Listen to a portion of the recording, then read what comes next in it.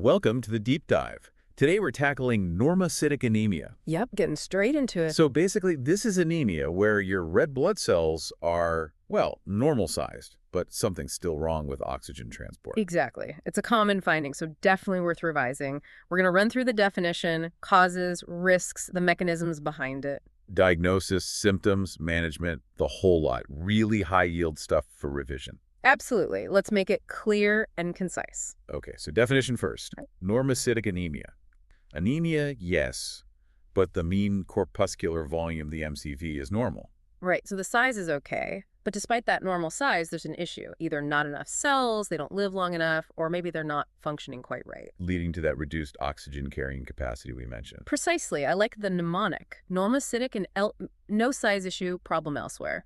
Helps frame it, you know? That's a good one. Problem elsewhere. So what are those elsewhere problems? What causes this? Well, it's quite a broad range, actually. A big one is chronic disease, think chronic kidney disease or ongoing inflammation. Okay. Yeah. Then you've got bone marrow disorders, like aplastic anemia, where the factor itself isn't working properly. Production issues. Exactly. Then hemolysis, where red blood cells are destroyed too early. Breaking down too fast. Correct. And interestingly, sometimes nutritional deficiencies can show up this way, at least initially, or if you've got a mix of deficiencies.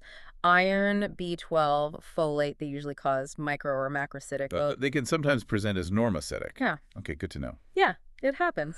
Also, hormone problems like hypothyroidism, certain drugs, and of course, acute blood loss, like after surgery or trauma. Wow. Okay, that is a wide net. That mnemonic might come in handy. What was it again? CHBNHA. Chronic, hemolysis, bone marrow, nutritional, hormonal, acute blood loss. CHBNHA. Got it. So given those causes, who's particularly at risk? Well, the risk factors really tie back directly to those causes, don't they? So a family history of anemia or blood disorders is relevant. A personal history of chronic kidney disease, inflammatory conditions, or known bone marrow issues. Taking certain medications.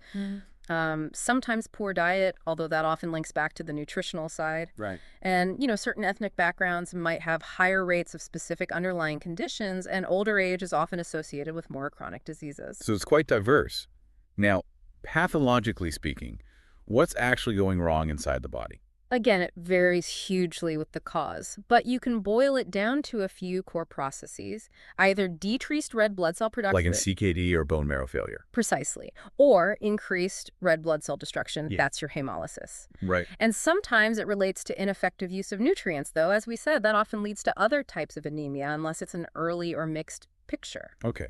So when a doctor sees normocytic anemia on a blood test, what else is on their mind? The differential diagnosis. Yeah, absolutely crucial. First, you want to be sure it's not just an early stage of iron deficiency, which would become microcytic, or B12 folate deficiency, which would become macrocytic. Rule those out.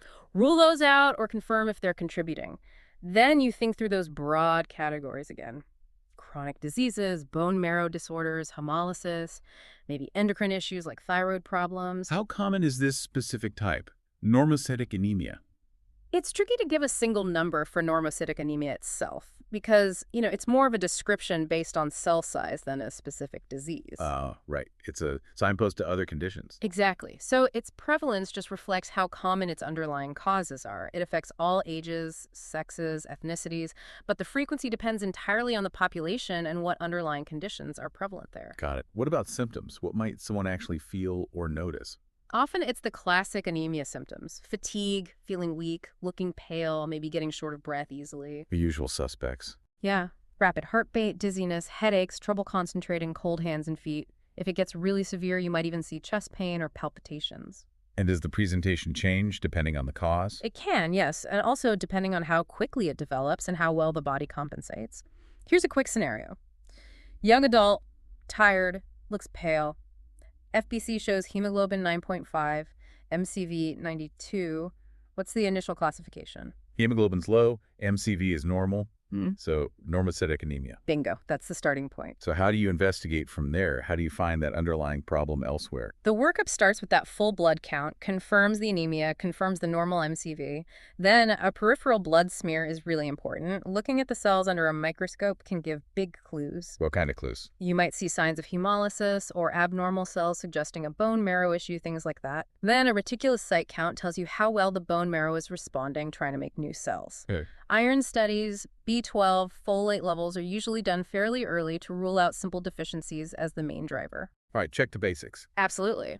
And then, based on all that and the clinical picture, you target further tests. Kidney function tests, inflammatory markers like CRP or ESR, maybe thyroid function, and in some cases, you might need a bone marrow biopsy. Right. Really hone in on the suspected cause. Oh. So once you've figured out the why, how is it managed? The management is all about treating that underlying cause. That's the absolute key. Treat the cause, treat the anemia. Essentially, yes. If it's a chronic disease, manage that condition better. If there's a nutritional component, supplement iron, B12, or folate as needed. Makes sense. Hormone issues, hormone replacement like thyroxine for hypothyroidism. If the anemia is severe and causing significant symptoms, blood transfusions might be needed for immediate support. And managing complications too, presumably. Yes, managing any complications arising from the underlying condition itself is part of the overall picture. Okay. What about the outlook? The prognosis? Highly variable. It really depends on the root cause, how bad it is, and the person's general health. So, no single answer. No. If you can successfully treat the underlying condition, say, manage the chronic inflammation, or cure an infection, the anemia might completely resolve. Excellent prognosis in that case. But for chronic conditions? For things like chronic kidney disease or certain bone marrow disorders, long-term management of both the condition and the anemia might be necessary.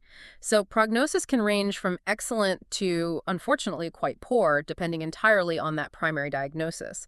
Complications also track with the underlying cause and how severe the anemia gets. Right. So wrapping up, the main takeaway. Normocytic anemia.